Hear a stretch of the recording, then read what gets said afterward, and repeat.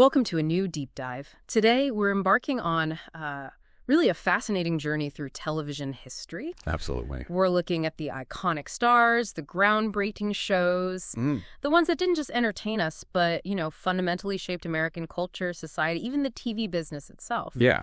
We've got a stack of incredible sources here, historical accounts, industry analyses, charting TV's evolution from its golden age right through to becoming this, global phenomenon. It's quite a story. Our mission today is really to unpack how these television trailblazers, these amazing actors, comedians, hosts, became so much more than just celebrities. They were like cultural touchstones, reflecting and often driving the social changes of their time. So, get ready for some surprising facts, maybe some aha moments about how the small screen made such a massive impact. And what's fascinating here, I think, is just how quickly television went from being this sort of novelty to an absolute neutral force in homes across the country. We'll see how individual people and, innovative shows became these powerful mirrors and shapers of the American experience. Often in ways we still see today, right? Oh, definitely. The echoes are still there in entertainment and even societal norms. Okay, let's dive in then. Starting right back in the 1950s, the so-called golden age of television. This is really when the first TV superstars emerged. Yeah, the very first ones. And they didn't just define style, they pretty much defined the potential of the medium itself. So who are some of the key figures who really kickstarted this whole thing? Well, you absolutely have to start with Milton Berle. You just have to. Mr. Television. This is the one. Uncle Milty. He was television's first undeniable proof that this box could create massive stars. Host of NBC's Texaco Star Theater. And he had that manic vaudeville style, right? Lots of energy. Totally. Outrageous costumes, the whole thing. And get this, the sources say he was so popular in the late 40s, he actually drove TV set sales. Wow, really? People bought TVs just to watch him? Apparently so. He basically proved TV could make household names overnight. And he really paved the way for all the variety hosts who came after, like, Ed Sullivan. That's incredible. One guy boosting appliance sales.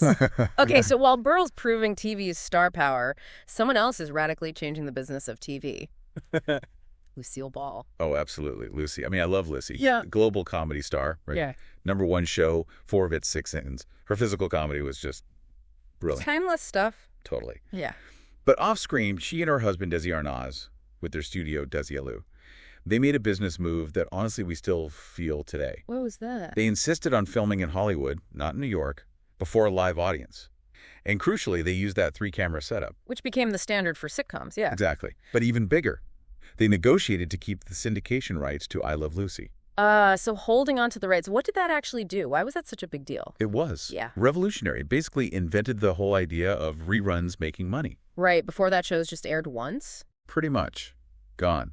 By controlling syndication, Desilu created this ongoing revenue stream, that business model, still fundamental to how TV works. Wow. And the show itself, wasn't it groundbreaking in other ways, too? It absolutely was. Think about it. It featured an interracial marriage, with Desi being Cuban-born. And presented it as just a normal, loving couple. Exactly, All right. which was huge for the time.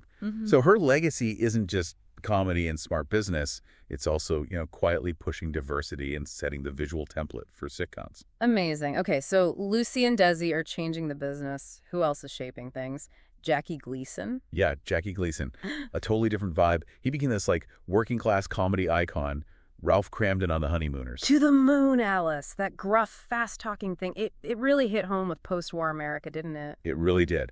Yeah. The Honeymooners was one of the first sitcoms to show a working-class couple. So frankly. the struggles, the dreams. It proved TV could put ordinary Americans front and center. Showing their lives, not just idealized versions. Right. And here's a fun fact from the sources. Ralph Cramden apparently inspired Fred Flintstone. No way. Seriously. That's what they say. Shows you how deep that character got into the culture. That's wild. Okay, so from Gleason's raw humor, let's shift gears. Talk about the gatekeepers, the star makers.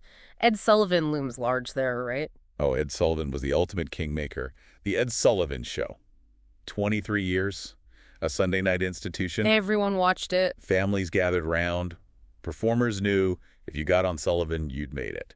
The sources say it was seen as a guarantee of stardom. And he launched so many careers, the Beatles' U.S. debut being the big one. The huge one, yeah. But also countless others. Rock and roll, Motown, comedians, novelty acts.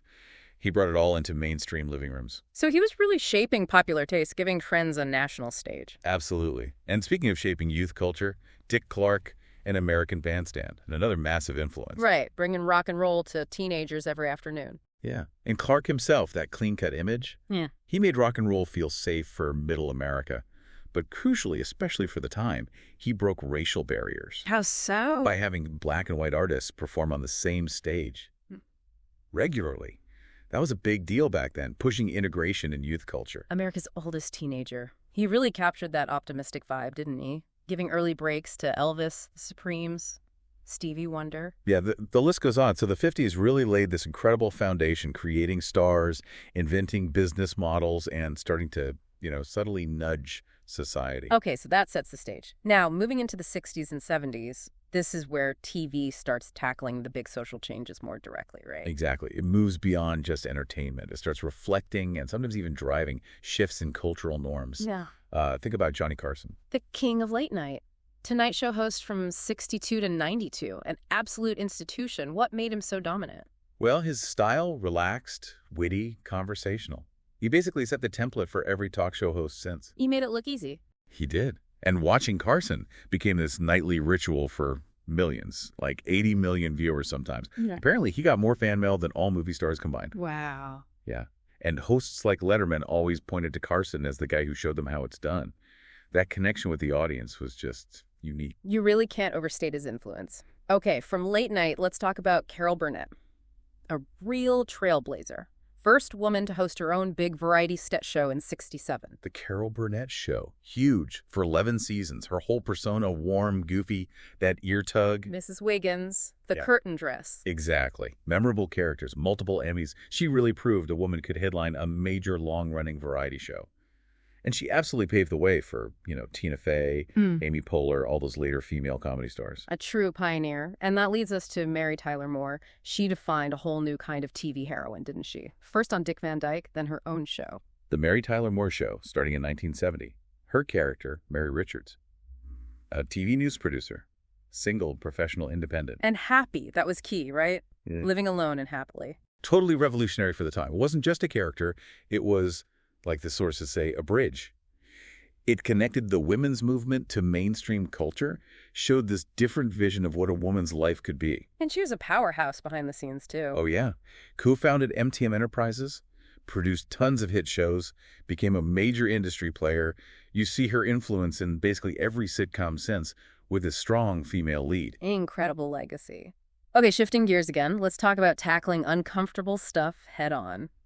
Carol O'Connor as Archie Bunker in All in the Family. Starting in 71, this was different. A sitcom that used humor to expose prejudice, Archie, this bigoted working class guy. But somehow lovable, or at least watchable. Exactly. His outrageous rants forced viewers to confront issues race, religion, politics in a way TV just hadn't done. Oh. It treated serious tension with laughs, but delivered sharp social commentary. It showed sitcoms could be satire, not just fluff. Precisely. And it spun off huge hits like The Jeffersons, Maude, created this whole legacy of socially conscious comedy. It was pretty audacious. Definitely audacious. Now, speaking of representation and breaking barriers, Nichelle Nichols as L.T. Uhura on Star Trek. Huge cultural impact, especially during the Civil Rights era. Immense impact. Uhura was one of the very first black women in a significant non-stereotype TV role. A competent officer on the bridge of a starship. Not a maid, not a servant. Exactly. And Dr. Martin Luther King Jr. himself famously encouraged her to stay on the show. Really? Why? He believed seeing a black woman in that kind of role was profoundly important for inspiration. Whoopi Goldberg even said Uhura showed her I could be anything I wanted to be. That's powerful stuff. Wow, that's incredible. And Star Trek also had that early interracial kiss. Right, between Nichols and Shatner. Controversial, for sure, but it fit the show's progressive vision. Nichols became this huge role model, a symbol of diversity. And building on that, Diane Carroll in Julia in 68, another major milestone. Huge. First black woman to headline an American series in a non-servant role. She played a widowed nurse, an educated professional black woman living a middle-class life. That was a massive shift toward inclusion on screen. Showing a different reality than usually depicted. And she got an Emmy nomination for it, right? First black woman nominated for Comedy Lead Actress. That's right. Setting a powerful precedent. Now, on the flip side, you had someone like Andy Griffith offering a very different kind of cultural touchstone. Sheriff Andy Taylor of Mayberry. The Andy Griffith Show. Yeah, it embodied this idealized vision of small-town America. Gentle humor, that sort of Christian-inspired warmth and wisdom, as one source puts it. It really resonated, didn't it? Especially during turbulent times. Absolutely. It reaffirmed values like kindness, decency. Griffith himself became synonymous with trustworthiness, that everyman charm.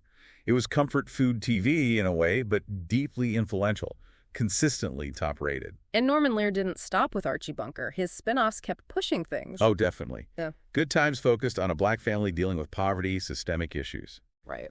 And then the Jeffersons showed a black family that moved on up to wealth, success, entrepreneurship. Two different aspects of the black experience. Exactly. And crucially, these were among the first regular sitcoms centered on black families with all-black casts. So important for representation, showing diverse stories. Before we hit the 80s, we should touch on Bill Cosby's early impact too, right? Back in the 60s and 70s. Yes, definitely. I Spy, back in 65 to 68. He was the first black actor to win back-to-back Emmys for lead actor in a drama. And the dynamic with Robert Culp was groundbreaking too. Totally, an equal partnership. A black co-lead treated as a peer to his white counterpart that challenged so many stereotypes. Cosby's persona, then suave, witty, educated vision, it paved the way for a lot of black actors who came later. Okay, so that brings us to the 80s, and this is where it gets really interesting, as you said. Cable's arriving, but network TV stars are hitting like unprecedented global reach. Yeah, the influence just explodes. And you have to start with The Cosby Show. Right. Talk about a phenomenon. What made it so huge in the 80s? Well, first off, it almost single-handedly revived the sitcom. Cable was starting to chip away at network audiences. And Cosby brought people back. Big time. It was the only scripted American show with a mainly black cast to top the Nielsen ratings, the viewership measure, for multiple years, 5 years straight. 5 years. That's dominance. And the Huxtables themselves. Warm, professional, aspirational. It just completely reshaped how black families could be shown on screen, made them universally relatable. And the impact went beyond ratings. Oh, yeah. It opened up international markets for American sitcoms. The spin-off, A Different World, shed light on black college life. And Cosby himself, obviously his legacy is complicated now. Yes, important to note that. Definitely. But back then, his America's Dad persona gave him enormous influence. Products he endorsed, books, they often became bestsellers. It was really a preview of the Oprah effect. Speaking of, Oprah Winfrey, daytime's absolute queen of influence, her syndicated show launches in '86. And she just explodes, becomes, as the sources say, one of the most powerful, wealthy people in show business incredibly quickly. The Oprah Winfrey Show, highest rated talk show ever, right? Huge audience. Massive. Approaching 46 million weekly viewers in the U.S. at its peak. And her style, that warmth, empathy, the audience participation, it turned daytime TV into this major cultural force. And the Oprah effect. Books, products. Her endorsement could make something skyrocket. It showed this incredible connection she had. By '86, arguably one of the most influential women in America, period. And she didn't just stay on screen, she became a media owner. Exactly. Formed Harpo Productions, later the OWN network, first black woman to own a major TV network. And her show went global, 134 countries. She became this worldwide household name. That ability to turn personal connection into massive cultural and commercial power, just unprecedented. Truly. The 80s had other big figures, too, maybe symbolizing different aspects of TV then. Michael Landon. Yeah, Landon kept that wholesome rural drama thing going with Little House on the Prairie, carrying on from Bonanza, a real counterpoint to some of the edgier stuff. And news anchors started becoming stars, too. Right. Ted Koppel, Dan rather, they became household name, kind of ushering in the cable news era. Yeah. Showing that even serious news could create big personalities. And then the big glitzy soaps. Dallas, Dynasty. Oh, yeah. Huge global hits. Made massive stars out of Larry Hagman, Joan Collins. Showed the power of ongoing dramatic serials. The 80s really broadened what TV stardom looked like, setting the stage for, more niche cable, syndication, modern talk shows. Yeah. Building on everything that came before. So wrapping this all up, what's the big takeaway? From Milton Berle basically selling TVs to Oprah building this media empire, these trailblazers really did forge the landscape of television. Absolutely. And through television, our culture, it's kind of amazing to see how much of what we watch now, the formats, the types of stories, the business models, it all has roots in the risks and innovations these people took. They reflected society, but they definitely pushed it forward, too, in so many ways. Which I guess leads to a really interesting question for today, doesn't it? What's that? Well, in our current media world, streaming everywhere, endless content, personalized feeds, do individual personalities still have that same kind of power? Can one person shape culture and influence norms like these TV trailblazers did? Or is the landscape just too fragmented now? Too many voices, too many channels? Does that kind of singular mass impact even happen anymore? It's definitely something to think about. Has that era passed? Something for all of you to chew on as you navigate your own viewing choices. Thanks for diving deep with us today.